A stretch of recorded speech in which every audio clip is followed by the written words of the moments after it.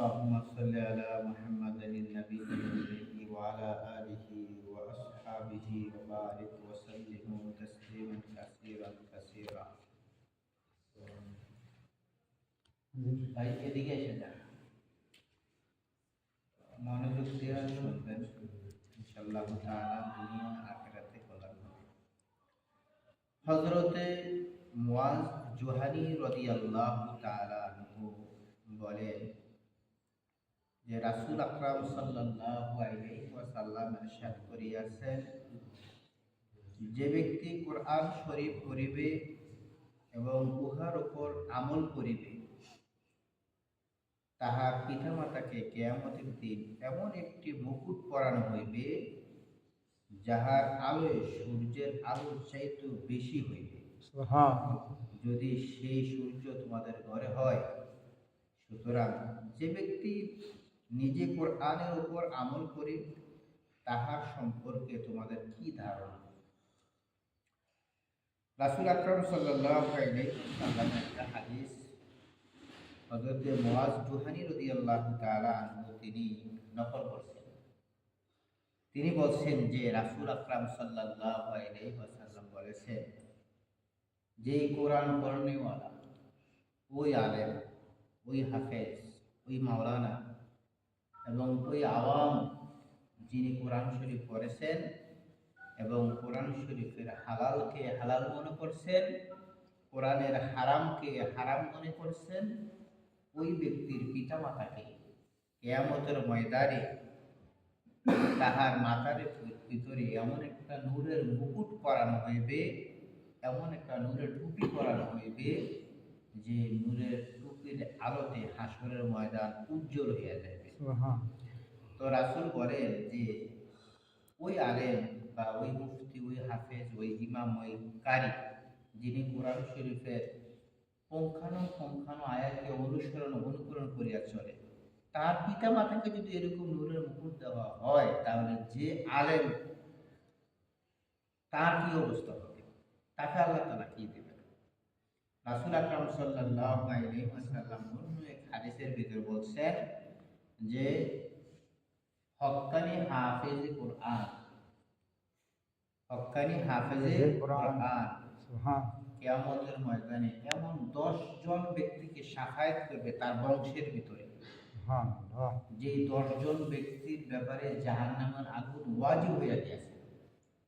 রাসূল আকরাম সাল্লাল্লাহু আলাইহি ওয়াসাল্লাম বলেন, ওই হাফেজে কোরআন যিনি কোরআনের সত্যকে সত্য মানছে, মিথ্যাকে মিথ্যা মানছে, এরকম হাফেজে কোরআন ওয়ালাকে হাসরের ময়দানে তাকে এরকম পাওয়ার দেওয়া হবে, এরকম ক্ষমতা দেওয়া হবে, এরকম অধিকার দেওয়া হবে আল্লাহ তাআলা, যে তার বংশের 10 জন ব্যক্তি তাকে তিনি সাফায়াত করবেন। যে 10 জন ব্যক্তির ব্যাপারে আল্লাহ তাআলার তরফ থেকে ওয়াজিব হয়েছিল যে তারা জাহান্নামী। আর রাসূল সাল্লাল্লাহু আলাইহি ওয়াসাল্লাম আরেক হাদিসে বলছেন যে ওই আলেম যিনি কোরআনের হালাল হালাল মানছেন, হারামকে হারাম মানছেন, ওই আলেম তাকে কি পরিমাণ অধিকার দেওয়া হবে সাফায়াত করার জন্য? বলে সেটা অগণিত। অগণিত মানুষকে একজন দায়ী আলেম যিনি, তিনি সাফায়াত করতে পারবেন। হাফেজের ব্যাপারে সীমাবদ্ধ, সে 10 জন ব্যক্তিকে সাফায়াত করবেন। কিন্তু যারা ওলামায়ে কেরাম, আহলে হক জামাতের পাবন্দি অনুকরণ করে, তাদের কোনো সীমা নাই, তাদের কোনো রেখা নাই, তাদের যতক্ষণ মন চায় ততক্ষণ পর্যন্ত তারা সাফায়াত করতে পারবে। তার আপন লোককেও করতে পারবে, তার বিনারা লোককেও করতে পারবে। কোনো ইমাম সে যদি জান্নাতি হয়, আল্লাহ তাআলা যদি জান্নাতি বানায়, তাহলে সে তার মুসলিমদেরকে সাফায়াত করতে পারবে। আবার এমন হতে পারে, উল্টা হতে পারে জিনিসটা, যে মুসলিমরা জান্নাতে চলে যাচ্ছেন, হুজুর সে জাহান্নামও চলে যাচ্ছেন। এমত অবস্থায় মুসল্লি তার ইমামকে সাফায়াত করে নিয়ে যাবে। প্রশ্ন করবে আল্লাহ, যে আল্লাহ, আমাদের এই ইমাম, তিনার পিছনে আমরা নামাজ পড়ে আমরা নামাজ শিখলাম, তিনার পিছনে আমরা ওয়াজ শুনে আমরা আমলি হইলাম, আজকে তিনি কোনো না কোনো কারণে জাহান্নামী হয়ে গেছে, আমাদেরকে দিয়া দেন, তাকে সহ আমাদের সাথে আপনি দিয়া দেন। এটা হলো উল্টা।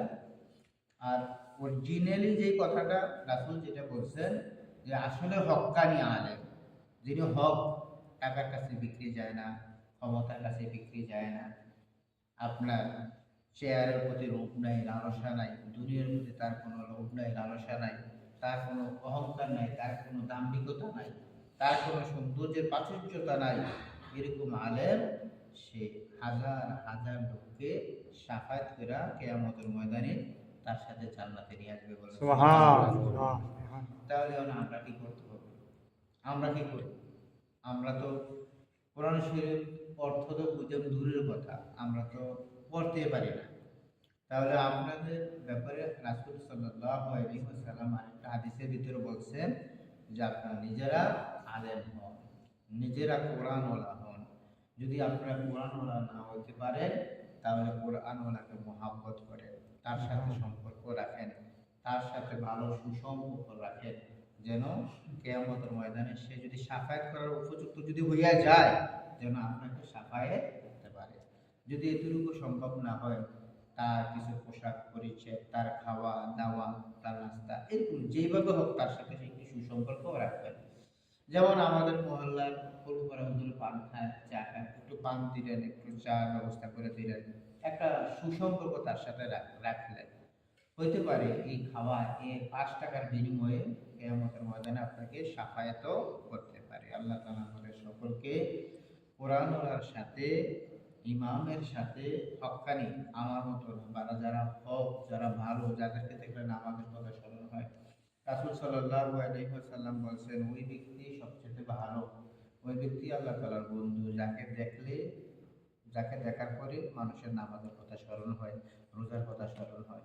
আবার আরেকটা হাদিসে আছে, সে তোমার প্রকৃত বন্ধু, প্রকৃত দোস্ত, যার সাথে দেখা হওয়ার পরে সে আল্লাহর কথা স্মরণ করে দেয়, ফজরের মসজিদে আসলেন না কেন জিজ্ঞাসা করে, জোহরে কেন আসলেন না জিজ্ঞাসা করে, আসরে আসলেন না কেন জিজ্ঞাসা করে, মাগরিবে এসে আসলেন না কেন জিজ্ঞাসা করে, সারাদিন কি কাজ করছেন, আল্লাহর আইনের বিরুদ্ধে কোনো কাজ করছেন কিনা, এই ব্যাপারে সে তদারকি করে, যদি কোনো মিস্টেক হয়, ভুল হয়, সংশোধন করে দিয়া আপনাকে আল্লাহ তাআলার রাস্তায় আপনাকে উঠিয়ে দেয়। সে হলো আপনার প্রকৃত বন্ধু, অরিজিনাল বন্ধু, যিনি আখিরাতের জন্য আপনাকে রাস্তা দেখিয়ে দিবেন। আল্লাহ তাআলা আমাদের সকলকে হক্কানি আলেম ওলামার সাথে, হক্কানি হাফেজ কোরআনের সাথে, হক্কানি দায়ী যারা ইমাম দায়ী এবং যারা তাবলীগের সাথে আছেন, বা যারা যে কোনোভাবে যারা দ্বীনের কাজ করতেছেন, তাদের সাথে সুসম্পর্ক রাখার মতো তৌফিক দান করুক। সকল বলেন আমিন। ওয়া আখিরি দাওয়ানা আলহামদুলিল্লাহি রাব্বিল আলামিন। আসসালামু আলাইকুম।